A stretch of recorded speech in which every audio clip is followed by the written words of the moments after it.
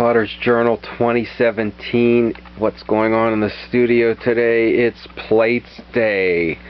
Yeah, the bowls back there are done. The mugs, I've got them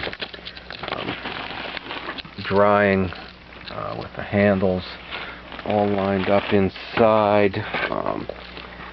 Let's see, the sketchbook, journal, the plates. We're moving through the dinnerware to where, yeah, it's starting to look like we've got placements for it. Okay, and first maybe we'll look at some old pots.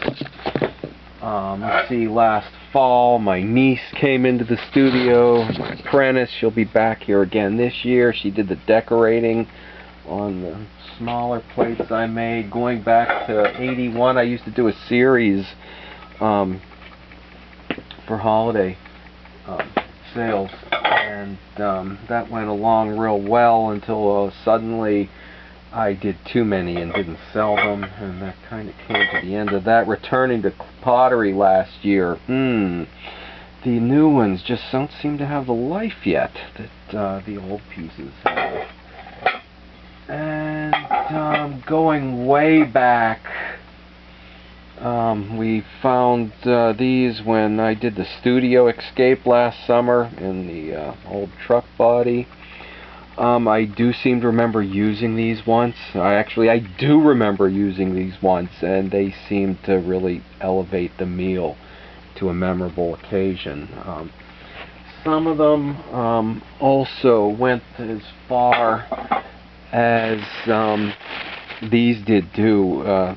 Two did with some splits in the plates and piecing them back together. This I think I also presented in the studio escape last year, and some redware pieces when I was doing things for the Historic Society and some reenactment people. Another failure, or not failure, it wobbles. Trying to do these today without trimmed foot, and we had the middle larger, or yeah, deeper than the foot trimmed too high, so they rocked. That probably wouldn't have stopped people from using them in the 1800s, because what choice would they have had? So we've got a few more plates to make here yet.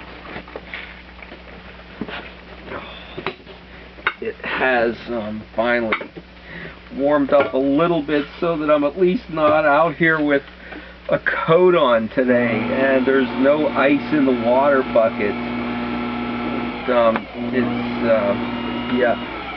I think it has been the coldest stretch I remember, at least 2 weeks, well below freezing and even near zero. I wanted to get a fast start in the studio this year, but yeah, the cold seemed to really bite into it. Okay, so for a plate, this needs to be brought out low and wide, so that you don't catch any air pockets in there as you're bringing it out. And I'm doing that and opening this up with my thumb, but not with my thumb. I have this hand actually pushing down on it to both open it up, and this hand out here keeping the outer edge down to keep it low and wide. And that thumb also compressing the bottom at the same time.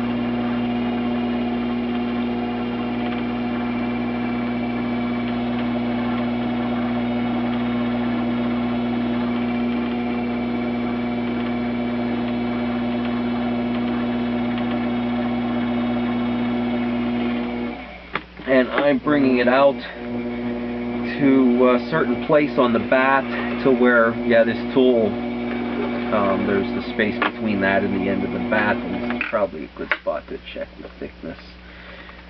And yeah, we seem just about right.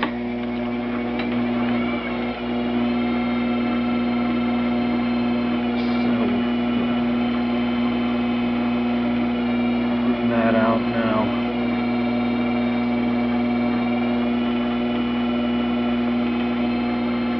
And yeah, always important to compact the bottom so we don't develop any S-cracks on the bottom during the drying or the firing.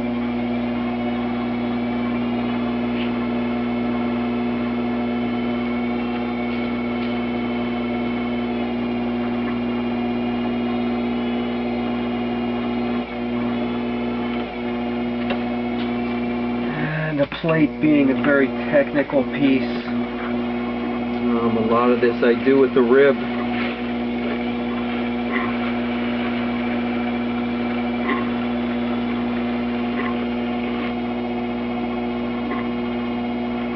Bringing up the wall.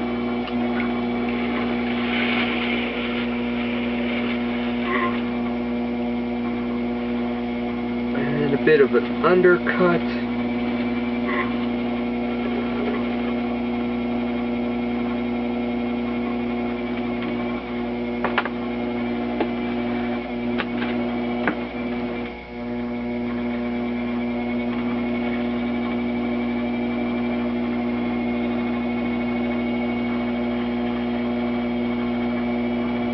Top out. There should be a bit of a curve in there. Round and smooth off the lip.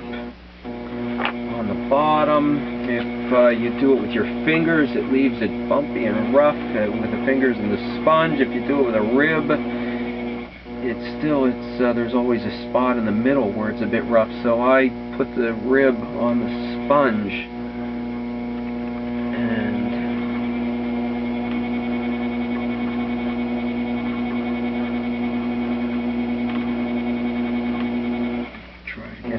Bottom like that. And the size. Okay, it looks like we can go a little bit more here.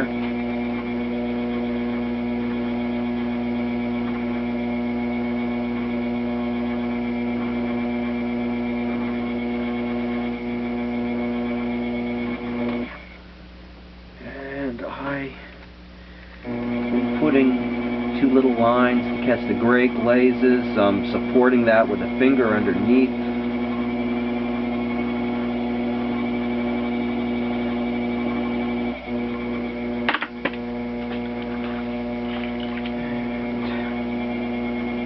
Just catch any roughness there with the sponge. Okay, and I've been cutting these with the wire after they dry a little bit. Otherwise, it doesn't seem to separate for me. Okay, and we've got a bat that's cut a little bit too small. Grab this one.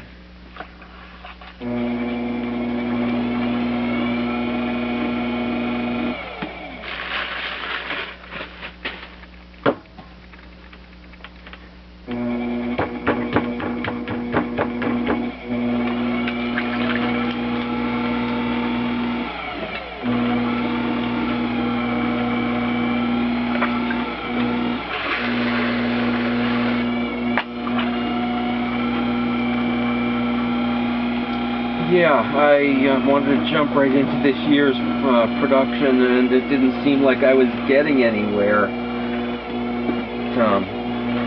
Maybe for two reasons. Maybe because this was 99 pieces, and the cold didn't seem to help. 99 pieces with the bowls, plates, dessert plates, the mugs, of which I did more than just for the dinnerware set, and then lost maybe a half a dozen pieces to the frost.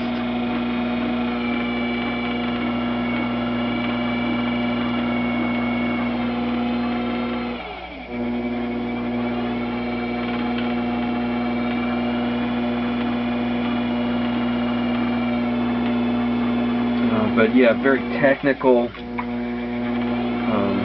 especially with the plates. I hope to do something a bit more creative this year.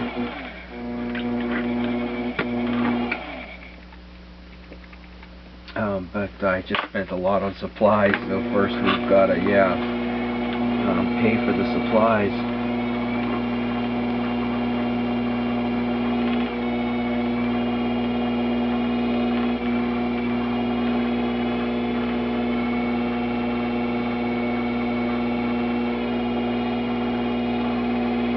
Knowing I had this commission coming up, it was nice last fall to catch in North Carolina at the North Carolina Ceramic Center, their show, What's for Dinner.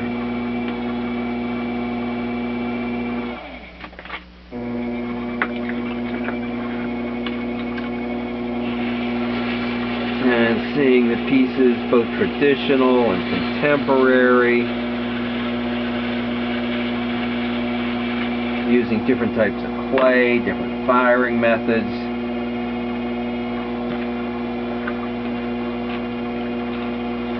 Throne pieces, hand-built.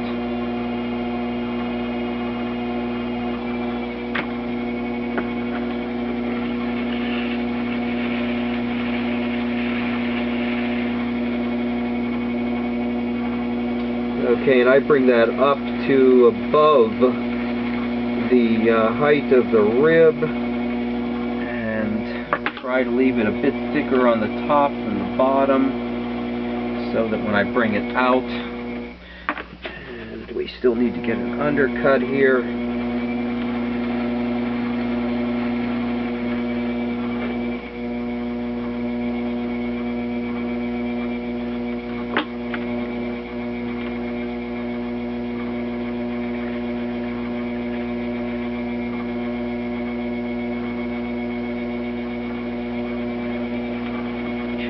Clean the lip,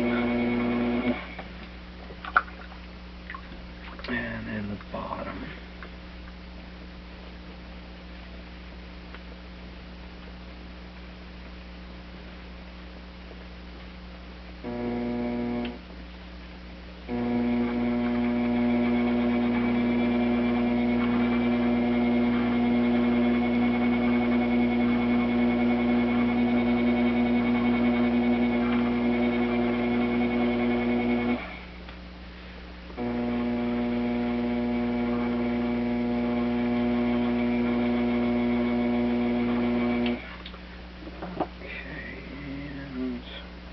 Yeah.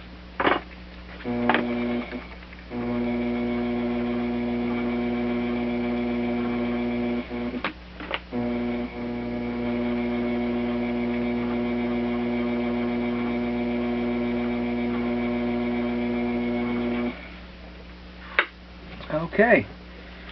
I could say yes, we've got it done. The last step, and hopefully the bottom doesn't need much trimming on this. Hopefully the last step, or wait a minute, we may trim the bottoms, and then we've got to glaze, fire. Yeah, still a number of steps to go. Stop back.